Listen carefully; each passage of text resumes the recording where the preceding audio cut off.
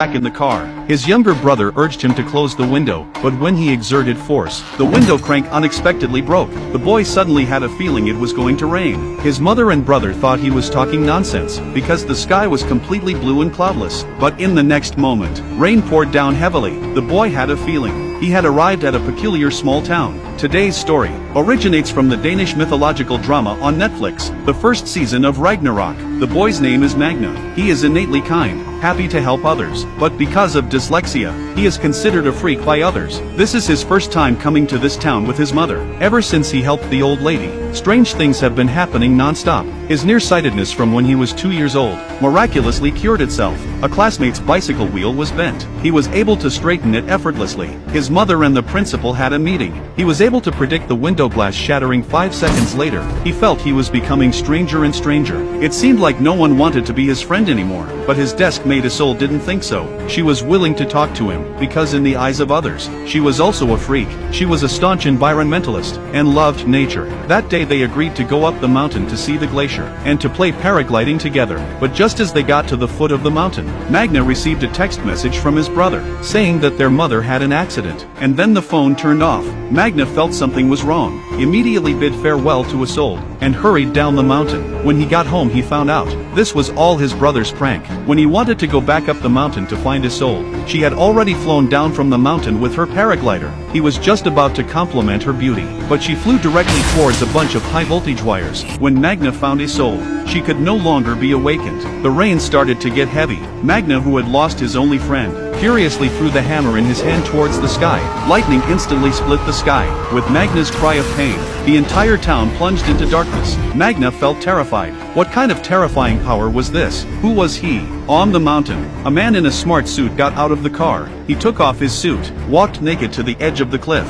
He looked at the deer below the mountain and chanted a spell. After a while, the man suddenly mutated. The poor deer's heart was taken out, and became his meal. This man was the husband of the principal of the town, Vidar, and also the boss of the largest company in the town, Jotel Industries. No one knew. On the day Isolde had an accident, he was just eating deer heart on the mountain. Isolde's death was considered an accident. The reason being her paraglider was struck by lightning in a thunderstorm. Everyone thought that's all there was to it. Only Magna thought there was something fishy. Isolde was a paragliding expert, very familiar with this area. She wouldn't possibly fly towards high voltage lines, knowing it was thundering. But how could the police listen to a student's words? Mother was stunned after seeing the photo. Could this be her hammer? Magna was shocked to hear this. He quickly opened his computer to measure the distance from the foot of the mountain where he returned to Vita's car. It was over 1,000 meters. Could it be the hammer he angrily threw that day? Actually flew over 1,000 meters, equivalent to 1.5 kilometers. Magna could hardly believe it. He brought the hammer to the school playground, attempted again. This time he threw it 541 meters, but the world record is only 86 meters. What's more surprising, Magna seemed to be able to predict the weather. His weather prediction has surpassed the accuracy of weather forecasts. On the night of the school party, Magna received an infuriating message. The police had a new explanation for little Yi's cause of death.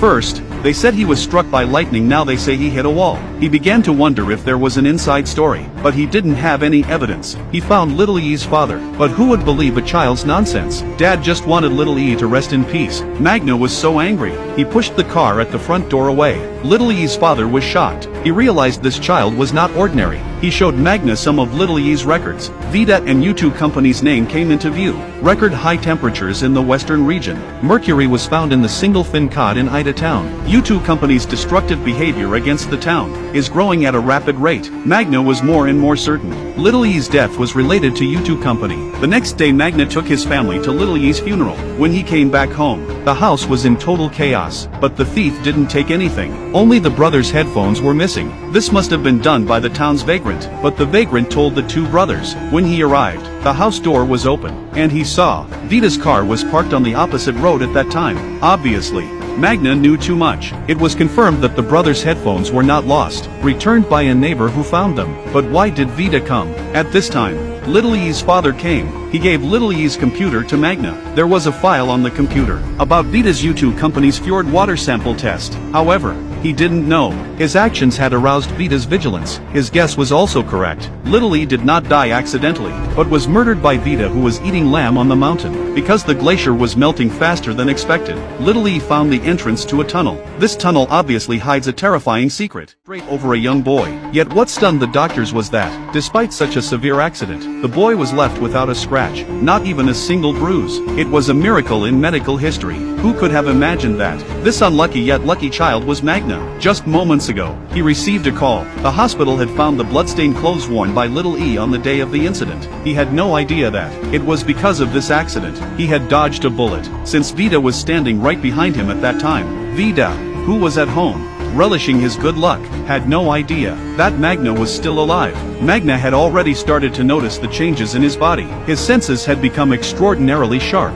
His vision had fully recovered, and his sense of smell had become more sensitive. He was able to smell the blood on Little E's blood-stained clothes, and there were two different scents. This puzzled Vita. This kid must not be human. After discussing with the school principal's wife, they decided to invite Magna over to their house as a guest, hoping to find out the truth. During this time, Vita kept pouring drinks for Magna, but Magna just kept drinking, seemingly unaffected. In order to test if he was really non-human, Vita took out his own stash of honey wine and poured Magna a full cup. This time, Magna finally showed some reaction. He began to unleash his nature, completely transforming into another person. He wielded a large axe, chopping the target on the wall into pieces. Seeing the provocation in the principal's eyes, Magna, under the influence of alcohol, started to show off his power. He decided to arm wrestle with the principal, to show her his extraordinary strength. However, as soon as he started to wrestle with the principal, he realized that something was off. How could he not overpower her? No ordinary human could possibly be his match. Both of them realized at the same time that the other was definitely not a normal human.